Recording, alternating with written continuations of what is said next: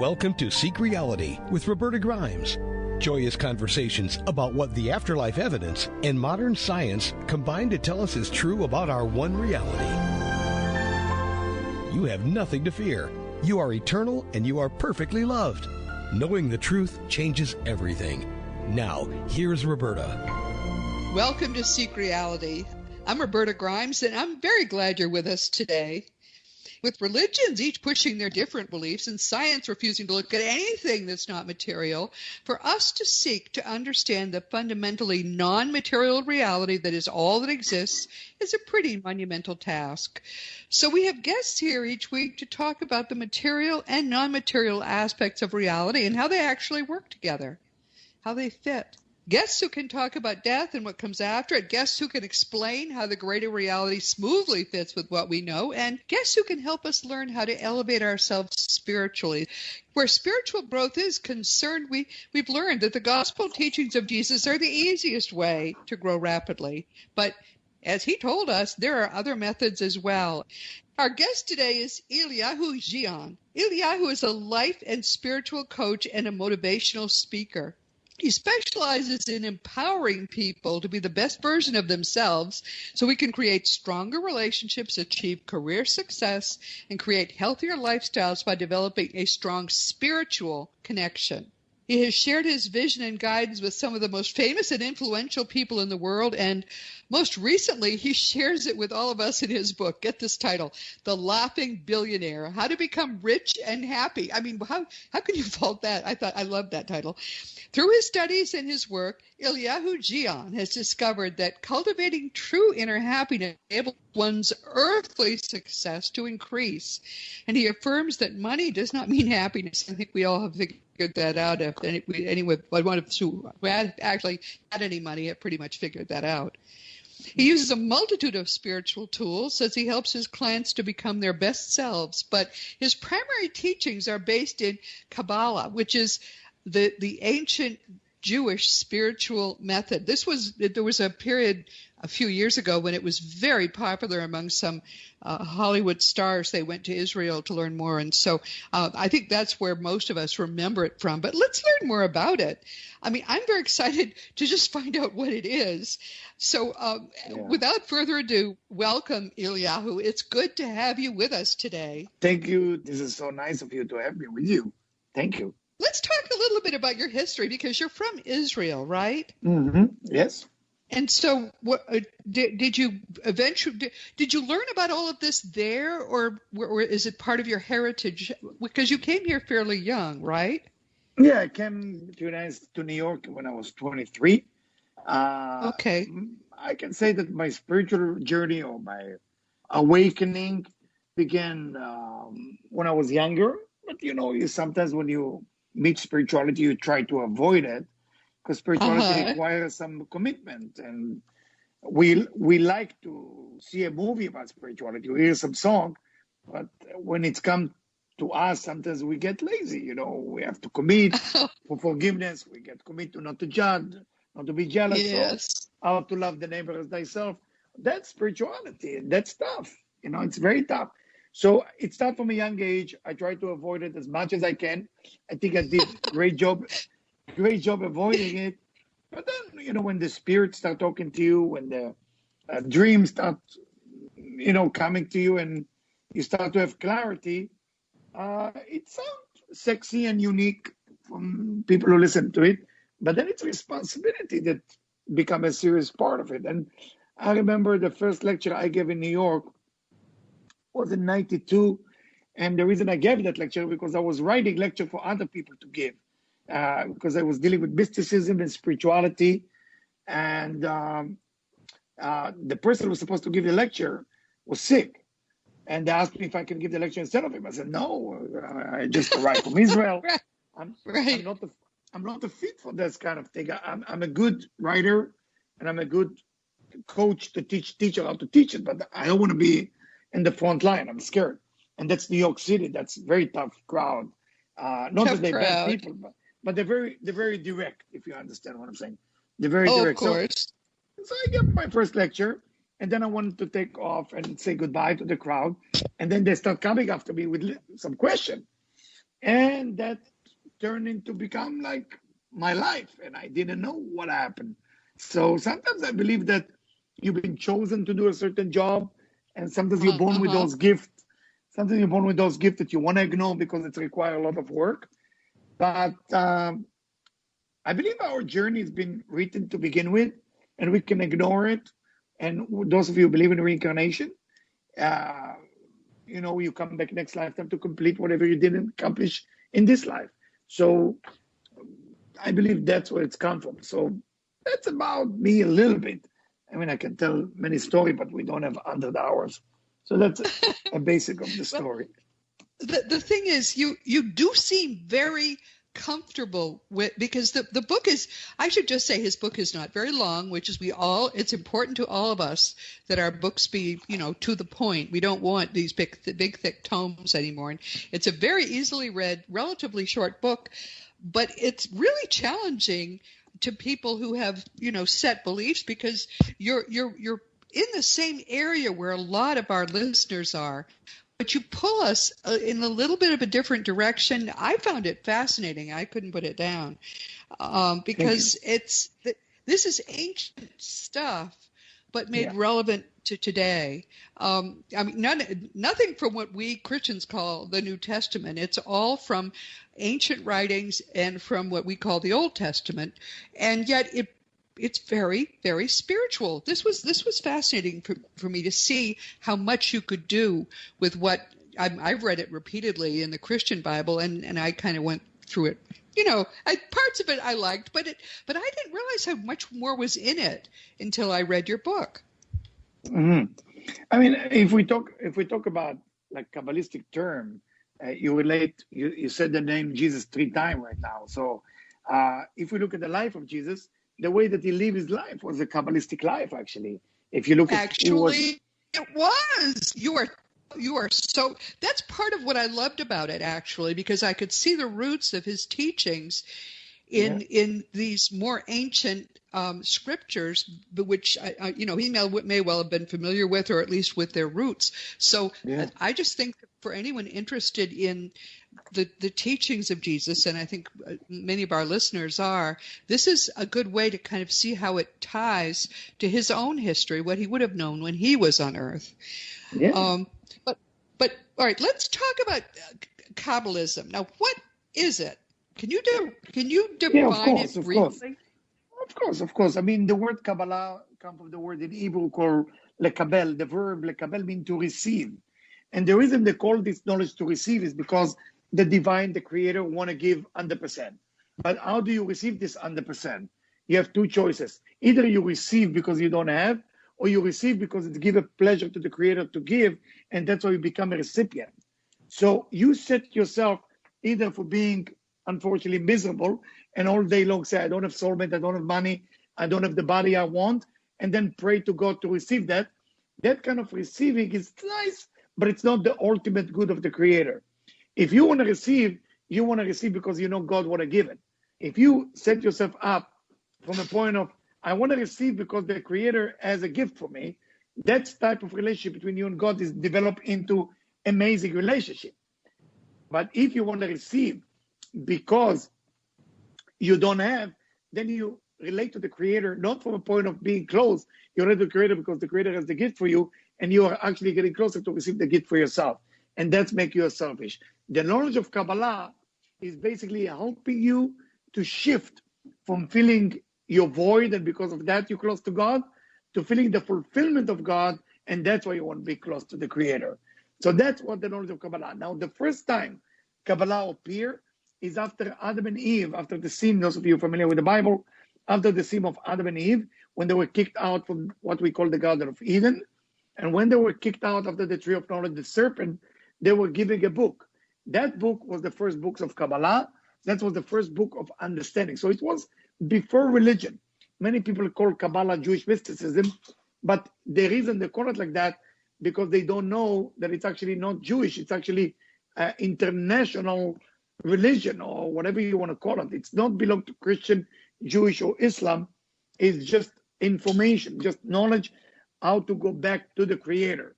Now, Christian use it too. I mean, there used to be a group in Ireland Irish Catholic used to practice Kabbalah. It used to be a group, those of you familiar with the Freemason, or before that it was the Golden Dawn, that they used to be Catholic, actually from Spain, from Portugal and Spain, that they practiced. Among the Islam used to be the Sufi. Among the Jewish used to be the mystical Kabbalah. So all these three famous religions used to practice Kabbalah without even they know that they practice Kabbalah. Fascinating. All right, and you stress in your book that there are really three aspects that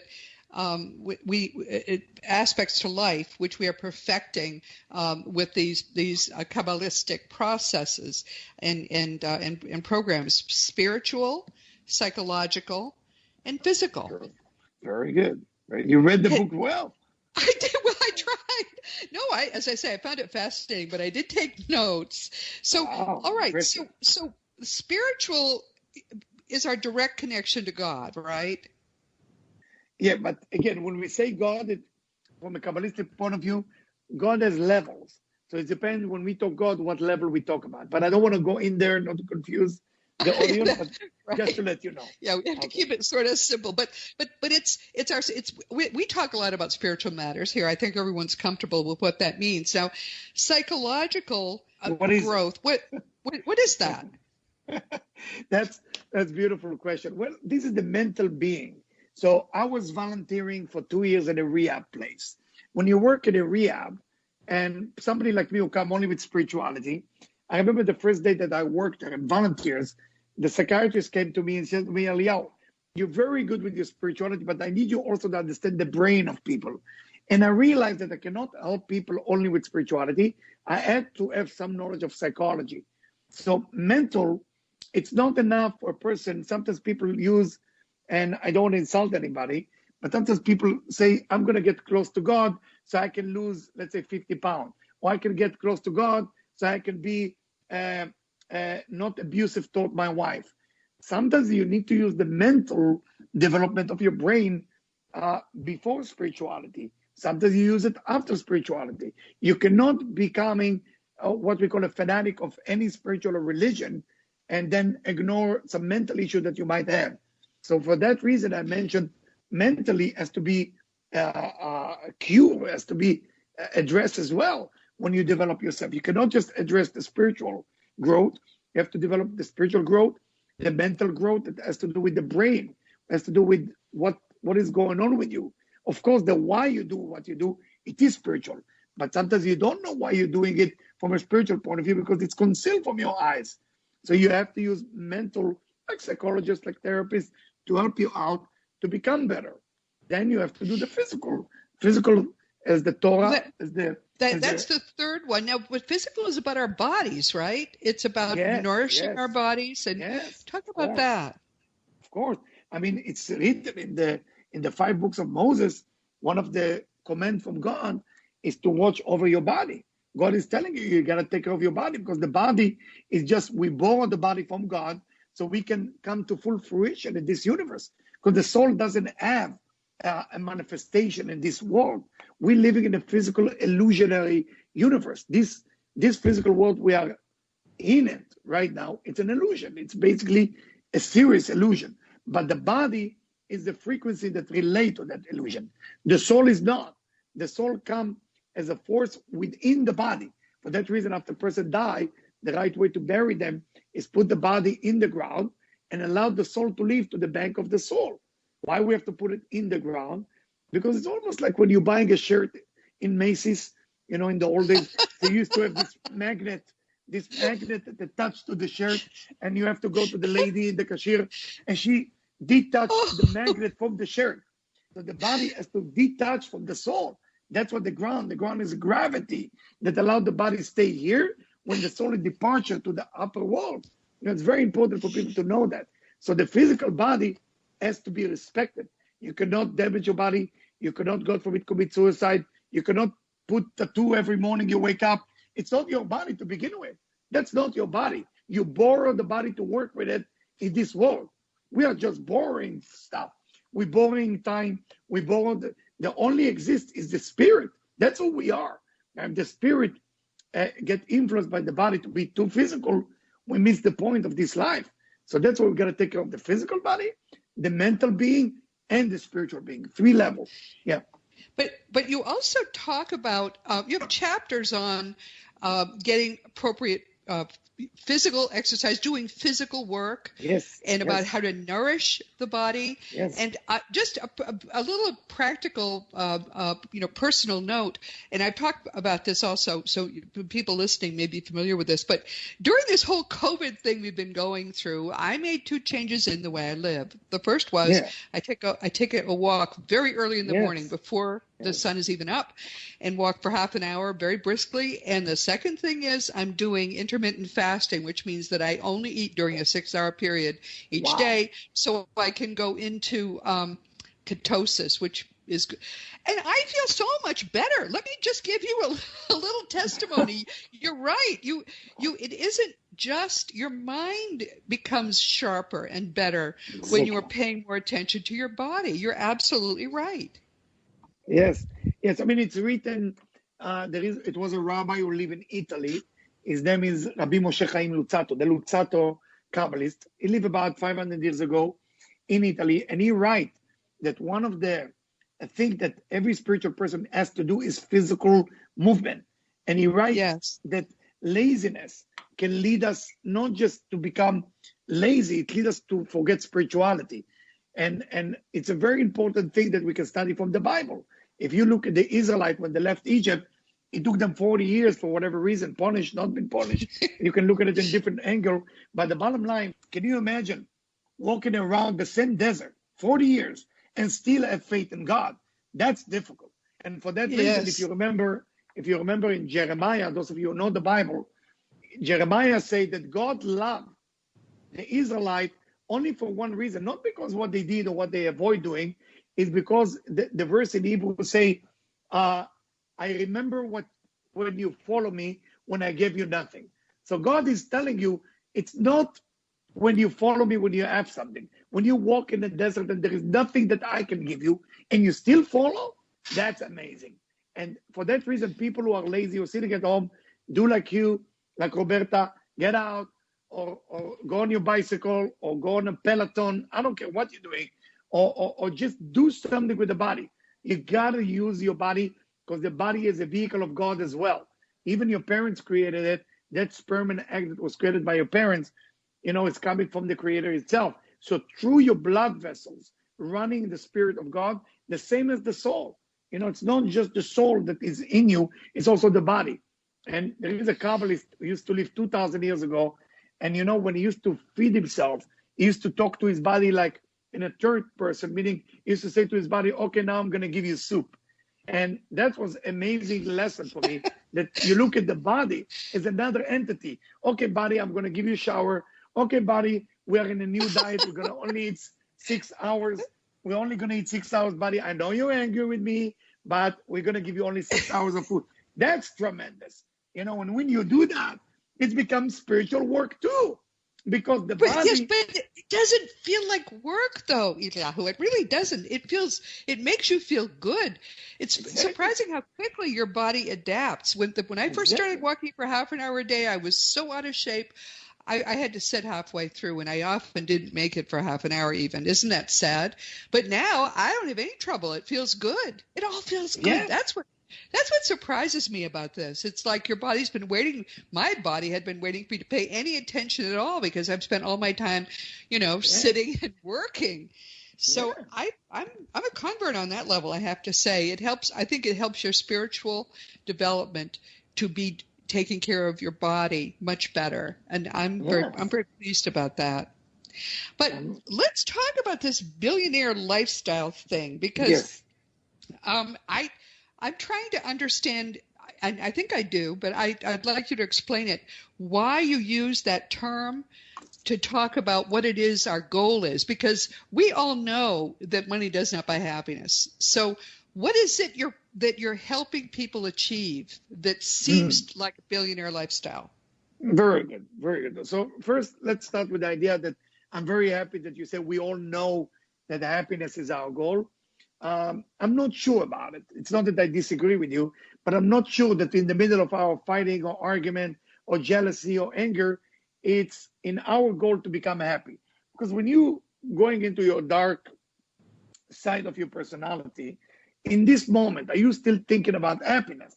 And I'm not sure this is what's going on. When a person makes the first billion, I they think about happiness. The answer is yes, but they don't realize that after they get the money, they might not be happy because they only developed one muscle, and the muscle was making money, was not the same muscle as becoming happy. Happiness is emotions, where money is physical, and somehow the bridge between the two is not always been built.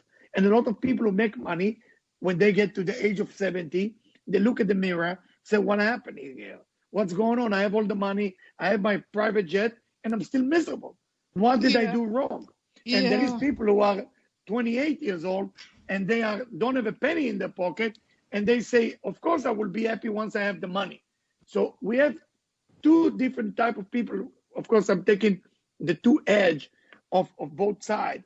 And sometimes the rich are not happy, and sometimes the poor are not happy because they think they need to have money. So happiness is the number one goal. Number one all the time. If you're normal. If you're not normal, it's a different story. But if I'm talking to normal people, happiness should be your goal. And if happiness is not your goal, if happiness is not your goal, of course, that's when mental health can help, to find out why you don't want to be happy. Because that's where mental can help you, and then you can become spiritual. So, billionaire lifestyle. Let's say I work with billionaire, I work with poor people, I work with all type of people. So when you work with a billionaire person, it's a unique people. It's they have to be chosen to be rich. God will not just allow you just to be rich just like that. But let's see what they do specialty. What is their specialty? Is they basically do one thing at a time. They focus on money. They want to make money because somehow they have the belief system that if they have money, then they can be rich, they can be saved, they can be free. They can. Unfortunately, a lot of them, if they get it in a certain earlier in their life, then they wake up to see that it's not so. Because money, why money cannot buy you happiness? Everybody agree with that verse, but why? Why money cannot buy you happiness? Everybody, that verse is convincing everybody. Yeah, I believe in it. Yeah, I believe in it. Everybody knows that's true. Yes. Yeah, it's true. But why is it true? And let's stop. Let's doubt our own truth. Why is it true? Because happiness has to do with your emotions, how you feel. If I'm going to put $100 bill on your forehead every second, and you touch it, the DNA of that paper come from the money will not make you happy. This is biology. This is simple physical thing, because money is physical, happiness is emotional. Now, the money is a language. Depends what you do with that. If you take the money and you use it for the right thing that maybe make you happy, could be, it can make you happy if you share, if you donate, if you help others. Yes, it's a nice thing. It makes you feel accepted. It makes you feel good. It makes you feel better, that you find your life purpose. But it's not the money that make you feel that. It's the feeling. It's the feeling of you want to be accepted. It's the feeling that you can share. This is all humanity. Humanity want to feel good. So when you use physical thing to make you feel good, and you buy a private jet or a house or a 12-bedroom, expect disappointment. Is those of us who don't have that much money, try to think about the first day you bought a car. You bought a car and you're so happy that you bought a car, and you're not allowed, nobody allowed to get in, and you clean your shoes before you're getting in, and you're so amazing about that car. It's a physical thing you just bought. But we know that the 2 weeks after that, you find yourself eating a chocolate chip cookie inside the car and get a little dirty. What happened? What happened to that gratitude? Because it's wear off. That kind of happiness, that kind of short-term happiness doesn't last very long. So physical fulfillment, yes, it can make you happy, but it's for short-term. It's for long-term. I'm looking for people to get to happiness from a long-term happiness. And for that, you need the spiritual work. For that, you need Kabbalah. For that, you need to work on yourself. And that's, my friend, is the real work. Yes, and that's, I mean, there are chapters, for example, we're very big on forgiveness. Jesus was very big on forgiveness. We are, and so are you. I mean, there's a chapter on that and how important that is. And this is what I love. You also talk about getting rid of and banishing our fears. And this I wrote down: false expectations appear real. That's fear. And I think that's right. That's so true. Yes, of course. I mean, but sometimes this expectation or whatever we experience, it is real, because we're experiencing something, and It because appears real, but it's not real, because you're right, because none of this is real after all. So, exactly. I just thought these little insights to me were very important, because you're right.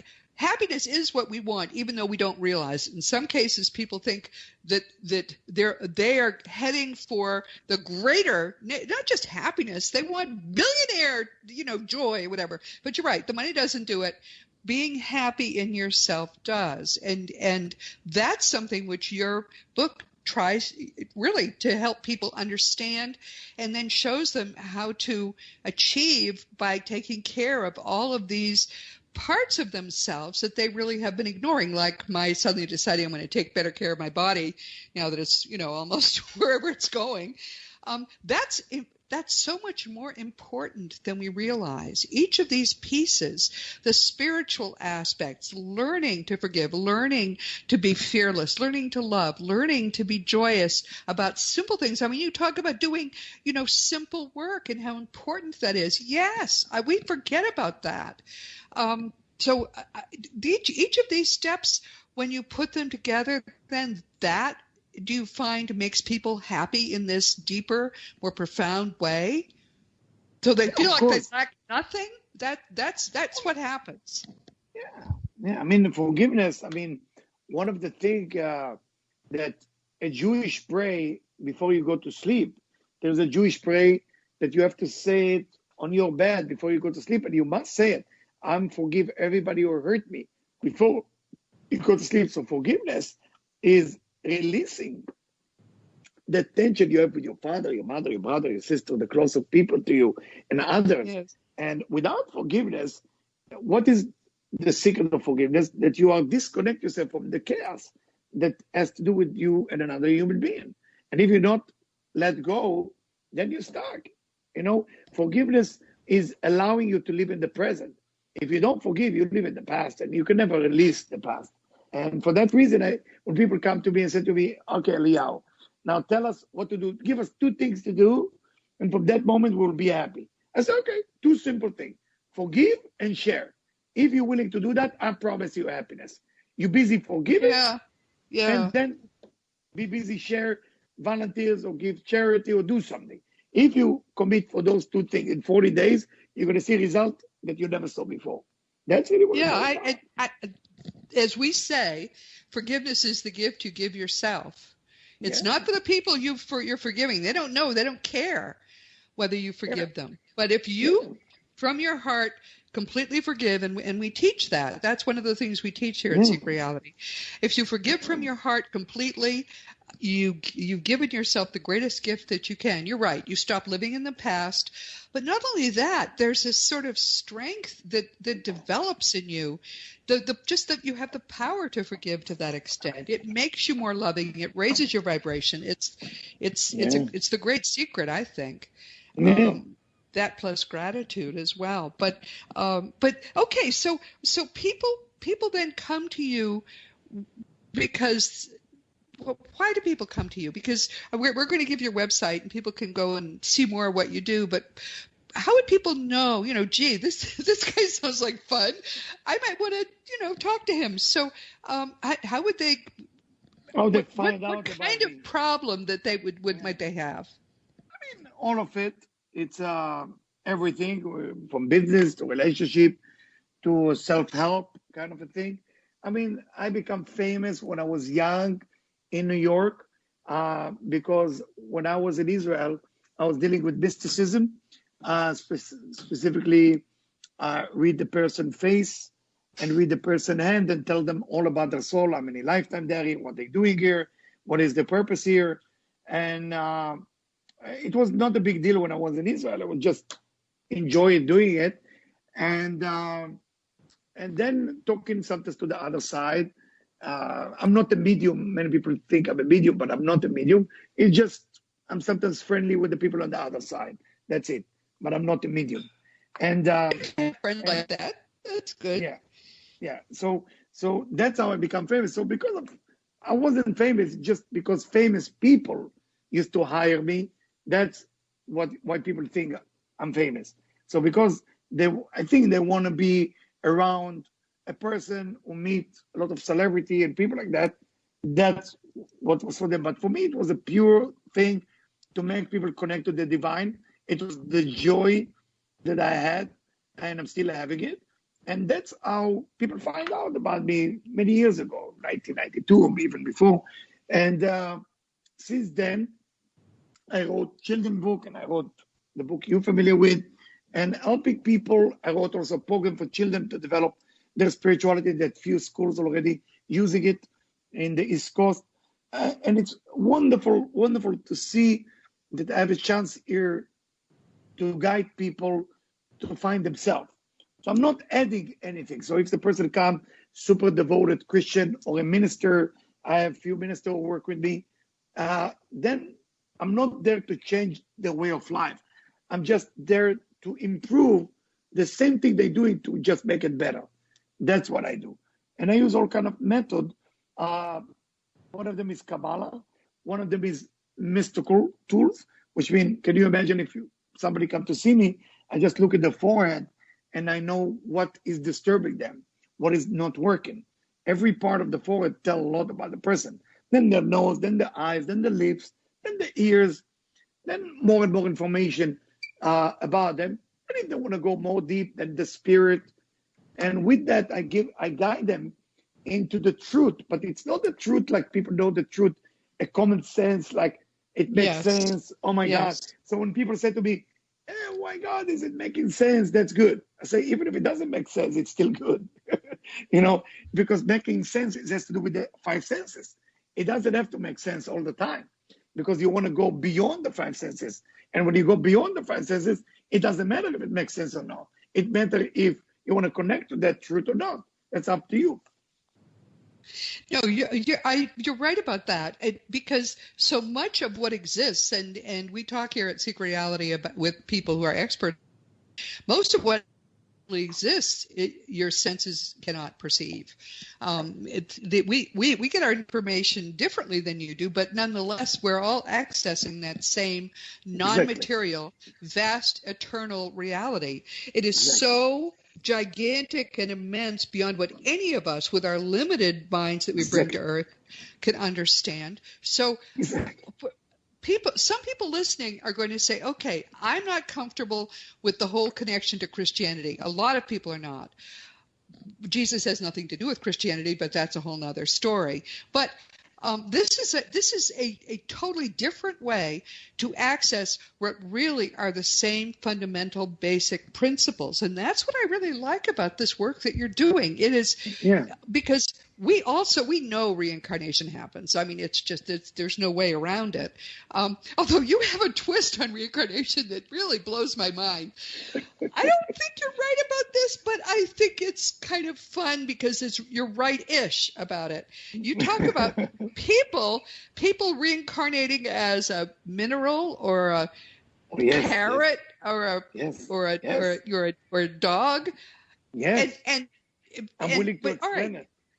Okay, explain it. Now, I have to preface this by saying, everybody, let me have a minute after he explains. But tell us about that.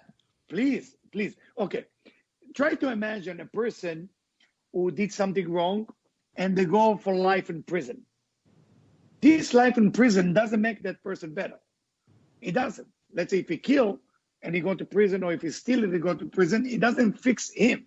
It maybe prevent society to beat that criminal, but it doesn't prevent him from him or her from her.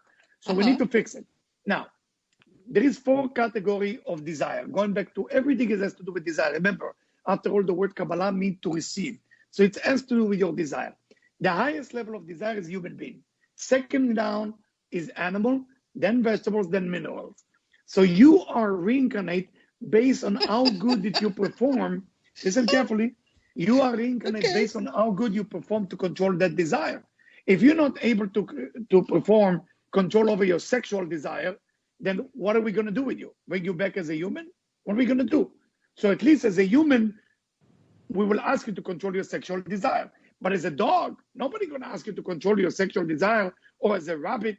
For that reason, people go one step down to deal with it. Or who's going to become a mineral? Somebody who overly use their selfish desire for themselves only. A killer. You take a killer. What are you going to do with a killer? What are you going to do with them? Animal? No. Vegetables? No. So they have to be reincarnated as a mineral. And when they reincarnate as a mineral, they have no free will there. They have no free will. Of course, there is a whole study. And if you want to study that, you can go on my site, how they develop back to where they are. So this study exists for more than 2,000 years old. It's obviously has been roots in all religion. But the idea of reincarnation is not just human being. It's not just man to man, woman to woman, And for that reason, you have sometimes men with a desire for men and women for desire to woman. And that's why we can't judge them. They're born with the spirit or soul of a female inside of a body of a man, or the opposite way around. So for that reason, we see sometimes dogs who are very close to the owner, sometimes not. Depends what happened. All of it depends what happened. Now, what about vegetables? Less free will. Why people become more vegan nowadays, more vegetables? We need to elevate. Every time you eat something that has minerals in it, like sometimes you have the chemical in it, so it's minerals, or vegetables, or salt, or animal product, you are elevating those animals, if you do it in the right way, to the next lifetime. But for that, we need to study hours and hours how to do it. What's the meditation? What's the prayer? What exactly we're doing? And it's a complicated subject. And the best book that was written on that subject was written 500 years ago by a rabbi by the name of Rabbi Isaac Luria. And he called the book Gate of Reincarnation. And in that book, he explained every person reincarnate from one level to another. And he actually proved it from the Bible, from the Old Testament, which is tremendous explanation. So people are driving in their cars or whatever, listening to us, and they're saying, Roberto, what does this mean? Here's the thing. We don't know everything. And while I have not seen evidence that anyone has reincarnated as a carrot or as a piece of a mineral. On the other hand, we know that the only thing that exists is what we experience as consciousness, and we experience it in a very limited way as consciousness. But everything around us is made up essentially of energy, of this consciousness energy. The mineral is, the carrot is, the everything is. So I think we can sort of true-ishly say, even if we don't want to go quite without studying, and maybe people will study and agree with you. I'm not saying you're wrong. I'm just saying this is a different way to approach the eternal truth. That the only thing that exists is what we experience as consciousness. We could call it eternal mind. We could call it the mind of God, and we are part of that. And also, I should just say anecdotally, many years ago, I read about. There are other planets where we can reincarnate, and there was one where the life was silica based, and everything, it looked just like a planet full of all rocks formations, but it was actually living, people who had chosen to incarnate there. They just moved very slowly, so nobody saw them moving. And maybe that's part of what you're talking about too. And what we are learning is, frankly, all of it means nothing but perfect divine love. That is the whole lesson. There is nothing frightening.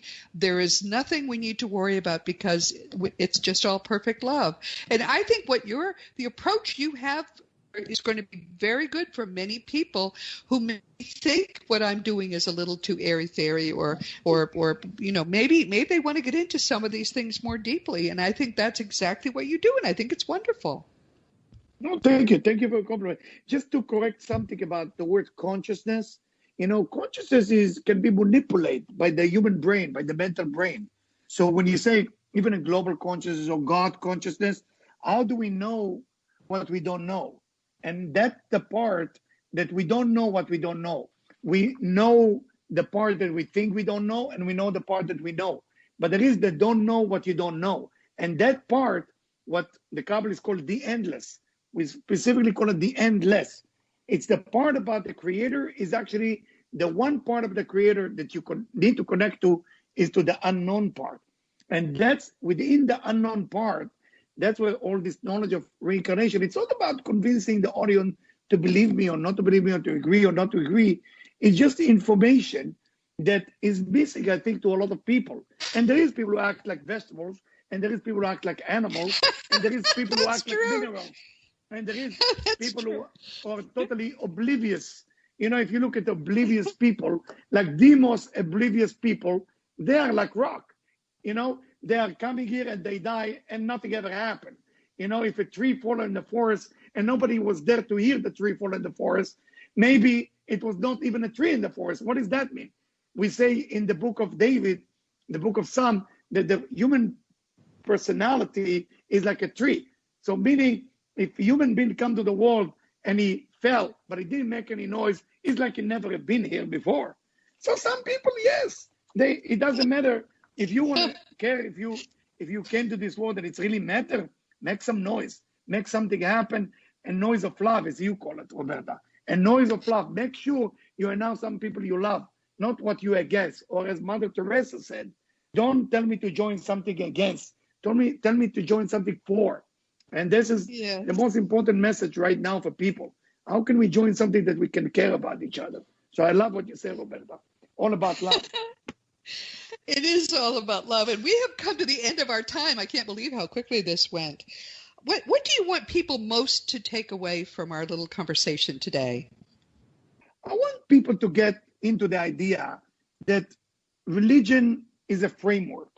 But if you only follow religion, you're going to be busy with the what. You will never know the why. Religion will not get you closer to God. It will get you close to your body. So every religion has foundation, but have spirituality as the goal. Because to know God and to know the why, you need spirituality. That's what I want people to get. You know, sometimes people ask me, what is your goal with everything? After all, you are a religious guy. You believe in the Torah. You believe in the Old Testament. So why are you talking about spirituality so much? Because I believe religion is important. It keeps people committed to something. But without spirituality, it's almost like having a body with no soul. Can you imagine that? Yeah, it's hollow. That's right. Exactly right. Beautifully said.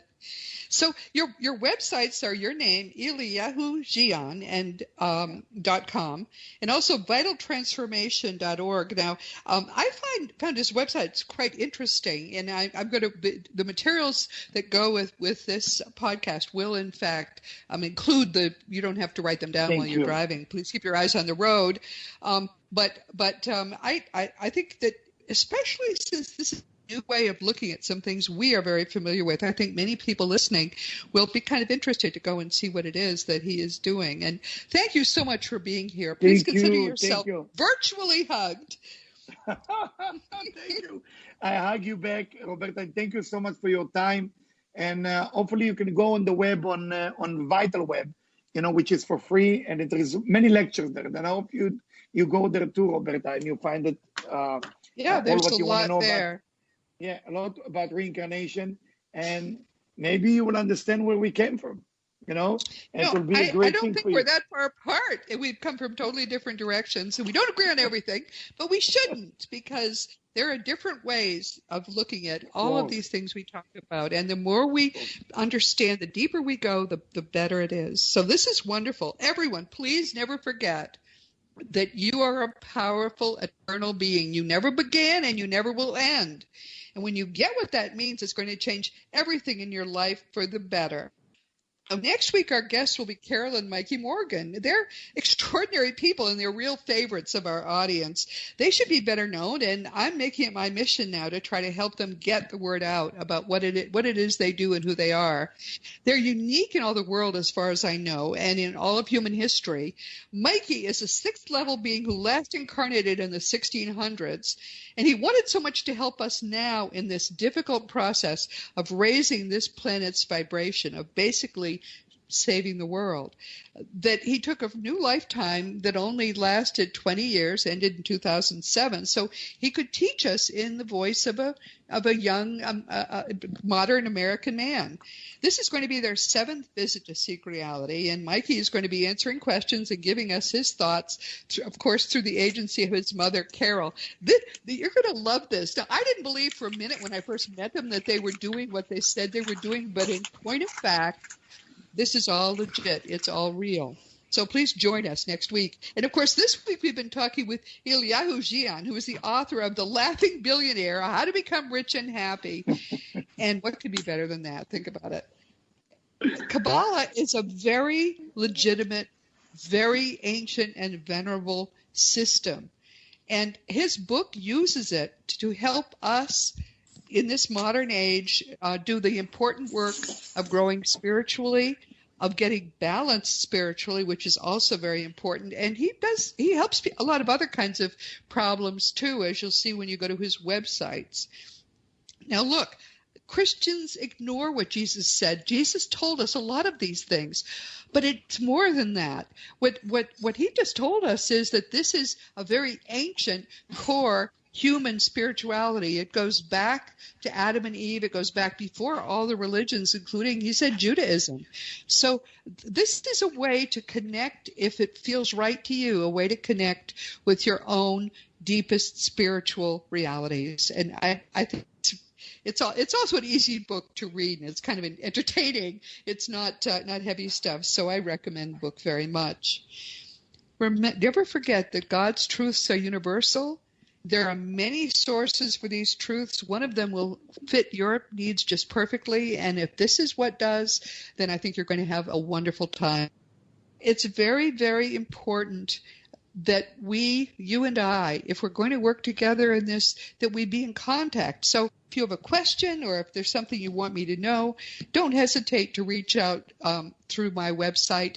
There's a green contact block there. Whatever you put in that block, I will get as an email. Now, it could take me several days to answer because I get a lot of comments and questions, but I'm very glad to do it because each time people reach out to me, then I learn a little bit more about how best to help you grow in a way that fits you perfectly. If you enjoy our conversations, then you might want to also check out my blog at robertagrimes.com. I use these posts to work through a lot of these issues that we talk about here with our guests, but we can get into a little more depth there. And frankly, there are some of the commenters who come each week are just so wonderful themselves. I think of them as additional teachers at this point. So thank you very much for being here today. And meanwhile, this has been big hug, my dear. I really have enjoyed talking to you. Keep laughing. That's good. Now we're going to fix the billionaire. You already laughing. Now we're going to make the billionaire. Right. That's a very good point. I hope you can work on that for me for next week. I would love that. Everyone, this has been Seek Reality with Roberta Grimes. Please enjoy. Please make the most of this coming week in our one reality, knowing that you are a powerful, eternal being, and you, most of all, you are infinitely loved. You've been listening to Seek Reality with Roberta Grimes. Roberta blogs and answers questions at robertagrimes.com. Join us every week as we explore what the afterlife evidence and modern science combine to tell us is true about the one reality we all share. Knowing the truth changes everything.